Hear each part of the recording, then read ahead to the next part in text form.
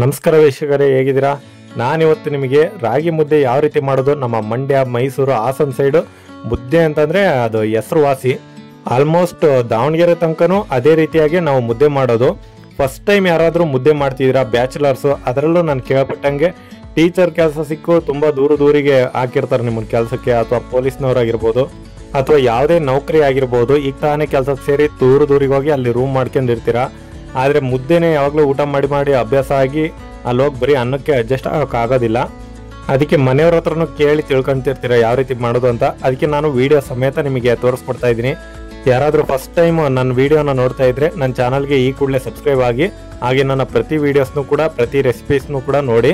So ಈಗ ಮುದ್ದೆ ಮಾಡೋದು ಯಾವ ರೀತಿ ಅಂತ ನಾನು ನಿಮಗೆ ಸಿಂಪಲಾಗಿ ಎಕ್ಸ್ಪ್ಲೇನ್ ಮಾಡ್ತೀನಿ. ತುಂಬ ರುಚಿಕರವಾಗಿ, ಎಲ್ಲೂ ಗಂಟಿಲ್ದಂಗೆ, ಫಸ್ಟ್ ಟೈಮ್ ಮಾಡೋರಿಗೆ ಗಂಟಿಲ್ದಂಗೆ ಮತ್ತು ಈಸಿ ಮೆಥಡಲ್ಲಿ ಹೇಳ್ಕೊಡ್ತಾ ಇದ್ದೀನಿ, ನೋಡ್ಕೊಳ್ಳಿ. ಅನ್ನ ಅಥವಾ ಬೇರೆ ಯಾವ್ದಾರ ಒಂದು ರೆಸಿಪಿ ಆಗಿರ್ಬೋದು, ನಾವು ಎಷ್ಟು ಜನಕ್ಕೆ ಮಾಡ್ಕೋಬೇಕು ಅಂತೇಳಿ ನಮಗೆ ಅಳತೆ ಗೊತ್ತಿರುತ್ತೆ. ಆದರೆ ಮುದ್ದೆಗೆ ಮಾತ್ರ ಗಾಢ ಗೊತ್ತಾಗೋದಿಲ್ಲ. ಅದಕ್ಕೆ ಅಳತೆ ಸಮೇತ ನಿಮಗೆ ಹೇಳ್ತೀನಿ, ನೋಡ್ಕೊಳ್ಳಿ. ಈಗ ಒಂದು 4 ಮುದ್ದೆ ನಿಮಗೆ ರೆಡಿ ಆಗಬೇಕಾಗಿರುತ್ತೆ, ಒಂದು 4 ಜನಕ್ಕಾಗ ಅಷ್ಟು. ಸೊ ಈಗ 4 ಮುದ್ದೆ ಆಗಬೇಕು ಅಂತಂದರೆ ಫಸ್ಟು 4 ಲೋಟ ನೀರು ಹಾಕಬೇಕು. 4 ಲೋಟ ನೀರು ಅಂತಂದರೆ 4 ಮುದ್ದೆ ರೆಡಿ ಆಗ್ತವೆ.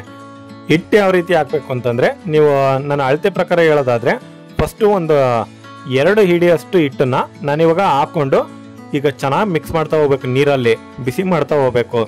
ಏನಕ್ಕೆ ಅಂತಂದರೆ ಇದು ನಾವು ಮಾಡೋದ್ರಿಂದ ಗಂಟು ಬೀಳೋದಿಲ್ಲ ಮುದ್ದೆಗಳು. ಸೊ ಅದಕ್ಕೋಸ್ಕರ ಫಸ್ಟ್ ಒಂದು 2 ಹಿಡಿಯಷ್ಟು ಹಿಟ್ಟನ್ನು ಹಾಕಿ ನೀವು ಚೆನ್ನಾಗಿ ಮಿಕ್ಸ್ ಮಾಡ್ತಾ ಹೋಗ್ತಾ ಇರಬೇಕು. ಅದರಲ್ಲಿರೋಂಥ ಗಂಟುಗಳನ್ನೆಲ್ಲ ಹೊಡೆದು ಫಸ್ಟೇ ನೀವು ಚೆನ್ನಾಗಿ ಈ ರೀತಿ ಕುದಿಸ್ತಾ ಹೋಗ್ಬೇಕು.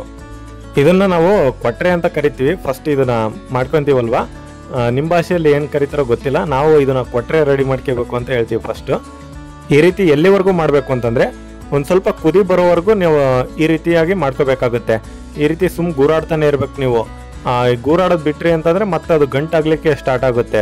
ಸೊ ಸ್ವಲ್ಪ ಬಿಸಿಯಾಗಿ ಕುದಿ ಬರೋ ತನಕ ನೀವು ಈ ರೀತಿ ಗೂರಾಡ್ತಾನೆ ಇರ್ಬೇಕು ಚೆನ್ನಾಗಿ. ಹಿಂಗೆ ಗೂರಾಡ್ತಾ ನಾವು ಹಾಕಿರೋ ಹಿಟ್ಟು ಕೂಡ ನೀರು ಜೊತೆಗೆ ಚೆನ್ನಾಗಿ ಕುದ್ದು ಸೂಪ್ನ ರೀತಿನಲ್ಲಿ ರೆಡಿ ಆಗುತ್ತೆ. ಸೊ ಇವಾಗ ನೆಕ್ಸ್ಟು ಕುದಿಯೋದಕ್ಕೆ ಬಿಡಬೇಕಾಗುತ್ತೆ. ಇನ್ಮೇಲೆ ಅದು ಗಂಟು ಬೀಳೋದಿಲ್ಲ ಕುದಿಯೋದಕ್ಕೆ ಸ್ಟಾರ್ಟ್ ಆದಮೇಲೆ. ಸೊ ನೀವು ಗೂರಾಡೋ ಅವಶ್ಯಕತೆನೂ ಕೂಡ ಇರೋದಿಲ್ಲ. ಮತ್ತು ಇದೇ ರೀತಿಯಾಗಿ ನೀವು ಒಂದು 5 ನಿಮಿಷ ಅಂತೂ ಕುದಿಸ್ಬೇಕಾಗುತ್ತೆ. ಒಂದು ಸ್ವಲ್ಪ ಲೋ ಫ್ಲೇಮಲ್ಲೇ ಇಟ್ಟು ಕುದಿಸ್ಬೇಕಾಗುತ್ತೆ, ಯಾಕಂದರೆ ಅದು ಸಿಡಿಯೋಕ್ಕೆ ಸ್ಟಾರ್ಟ್ ಆಗುತ್ತೆ. ಆದ್ದರಿಂದ ಒಂದು 5 ನಿಮಿಷ ಲೋ ಫ್ಲೇಮಲ್ಲೇ ಇಟ್ಕೊಂಡು ಇದನ್ನು ಕುದಿಸಿ. ಮತ್ತು ಭಾಳನೂ ಕುದಿಸೋಂಗಿಲ್ಲ. ಭಾಳ ಕುದಿಸಿದ್ರಿ ಅಂತಂದರೆ ಮುದ್ದೆ ಚೆನ್ನಾಗಿ ಬರೋದಿಲ್ಲ. ಸೊ ಅದಕ್ಕೋಸ್ಕರ ಒಂದು ಮೀಡಿಯಮ್ ಒಂದು 3 ರಿಂದ 5 ನಿಮಿಷ ಮಾತ್ರ ಕುದಿಸಿ ಲೋ ಫ್ಲೇಮಲ್ಲಿ. ಸೊ ಈ ರೀತಿ ಸ್ವಲ್ಪ ಗಟ್ಟಿ ಗಂಜಿ ಥರ ಬರುತ್ತೆ, ಅದು ಅಲ್ಲಿವರೆಗೂ ನೀವು ಕುದಿಸ್ಬೇಕಾಗುತ್ತೆ. ಹಾಗೆ ತುಂಬ ಜನ ಗಟ್ಟಿ ಮುದ್ದೆನೇ ಇಷ್ಟಪಡೋದಿಲ್ಲ, ಸ್ವಲ್ಪ ತೆಳುವಾಗಿದ್ದರೆ ನುಂಗೋಕ್ಕೂ ಕೂಡ ಈಸಿಯಾಗಿರುತ್ತೆ ಅಂತ ಅನ್ಕೋತಾರೆ.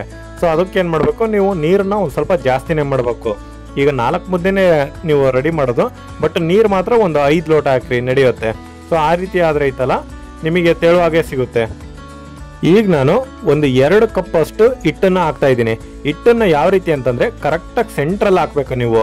ಸುತ್ತಲೂ ಬಾರ್ಡ್ರಲ್ಲಿ ಅದು ಕುದಿತಾ ಇರೋವಂಥ ಕೊಟ್ರೆ ಇರಬೇಕು, ಸೆಂಟ್ರಲ್ಲಿ ಮಾತ್ರ ಹಿಟ್ಟಿರಬೇಕು.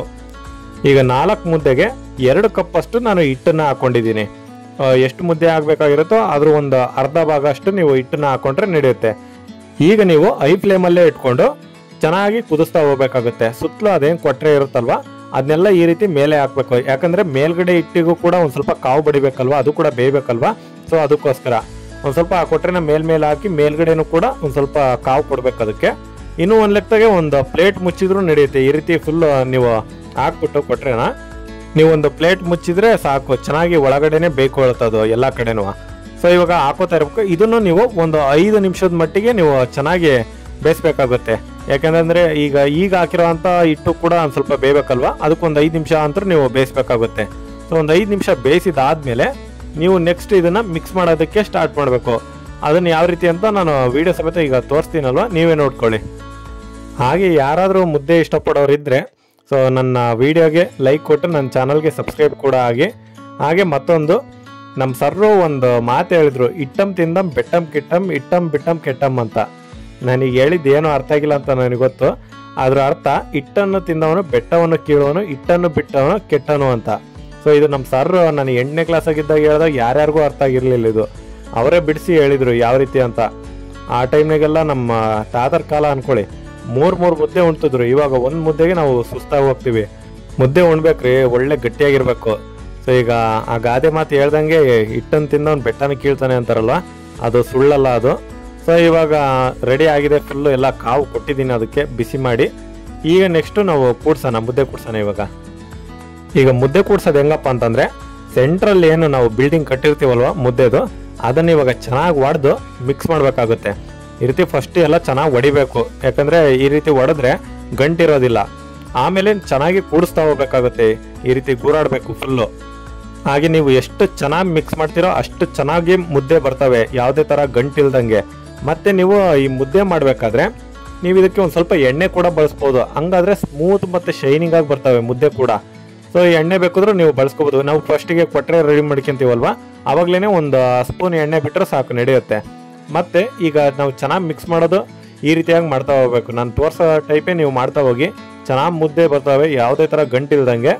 ಆಮೇಲೆ ಮುದ್ದೆ ಭಾಳ ಗಟ್ಟಿ ಆಯಿತು ಅಂತ ಅಂದ್ಕೊಳ್ಳಿ, ನಮ್ಮ ಕೈಯಲ್ಲಿ ಕೂಡ್ಸೋಕ್ಕೂ ಸಹಿತ ಆಗ್ತಾ ಇಲ್ಲ, ಅಷ್ಟು ಗಟ್ಟಿಯಾಗಿದ್ದಾವೆ ಅಂತ ಅಂದರೆ ಮತ್ತೆ ಒಂದು ಸ್ವಲ್ಪ ಮಟ್ಟಿಗೆ ನೀರನ್ನ ಮಿಕ್ಸ್ ಮಾಡ್ಕೊಳ್ಳಿ, ನಡೆಯುತ್ತೆ. ಒಂಚೂರು ಒಂದು ಟೀ ಕುಡಿಯೋ ಲೋಟದಲ್ಲಿ ಎಷ್ಟು ನೀರು ಇರುತ್ತೋ ಅಷ್ಟು ನೀರು ಮಿಕ್ಸ್ ಮಾಡಿಕೊಂಡು ನೀವು ಮಿಕ್ಸ್ ಮಾಡ್ತಾ ಹೋದರೆ ಅವಾಗ ಚೆನ್ನಾಗಿ ಬರುತ್ತೆ ಅದು. ಮುದ್ದೆನ ಚೆನ್ನಾಗಿ ಕೂಡಿಸಿದ ನಂತರ ಈಗ ಒಂದು ಕೈ ಬಟ್ಲು ಇದ್ದರೆ ಕೈ ಬಟ್ಲಾಗೆ, ಅಥವಾ ತಟ್ಟೆ ಇದ್ದರೆ ತಟ್ಟೆ, ನಿಮಗೆ ಯಾವ್ದು ಅನುಕೂಲ ಆಗುತ್ತೋ ಅದರಲ್ಲಿ. ನಾವು ಕೂಡಿಸೋದು ಈ ರೀತಿ ಕೈ ಬಟ್ಲಲ್ಲಿ ಈ ರೀತಿಯಾಗಿ ಕೂಡಿಸ್ತೀವಿ ಅದನ್ನು. ನೀವು ತಟ್ಟೆನಲ್ಲಿ ಅಭ್ಯಾಸ ಇದ್ದರೆ ಅದರಲ್ಲಾದ್ರೂ ನೀವು ಮಾಡ್ಕೋಬೋದು. ಸೊ ಈ ರೀತಿಯಾಗಿ ಕೂಡಿಸಿದ್ದೀವಿ, ರೌಂಡಾಗಿ ಚೆನ್ನಾಗಿ ಬಂದಿದೆ ನೋಡಿ ಅದು. ಸೊ ಈ ರೀತಿಯಾಗಿ ಸ್ಮೂತಾಗಿ ಎಲ್ಲೆಲ್ಲೂ ಕೂಡ ಗಂಟಿಲ್ದಂಗೆ ಚೆನ್ನಾಗಿ ಬರುತ್ತೆ ಈ ರೀತಿ ಆದರೆ. ಈಗ ನಿಮ್ಮ ಎಲ್ಲ ಡೌಟ್ಗಳು ಕ್ಲಿಯರ್ ಆಗಿದ್ದಾವೆ ಅಂತ ಅಂದ್ಕೊಂಡಿದ್ದೀನಿ. ಈಗ ನಾನು ಹೇಳ್ದಂಗೆ 4 ಮುದ್ದೆ ರೆಡಿಯಾಗಿದ್ದಾವೆ. ಈಗ ಅದ್ರ ಮೇಲೆ ಒಂಚೂರು ಕೆರೆದು ಪರೆದು ಒಂದು ಸಣ್ಣ ಮುದ್ದೆ ರೆಡಿಯಾಗಿದೆ.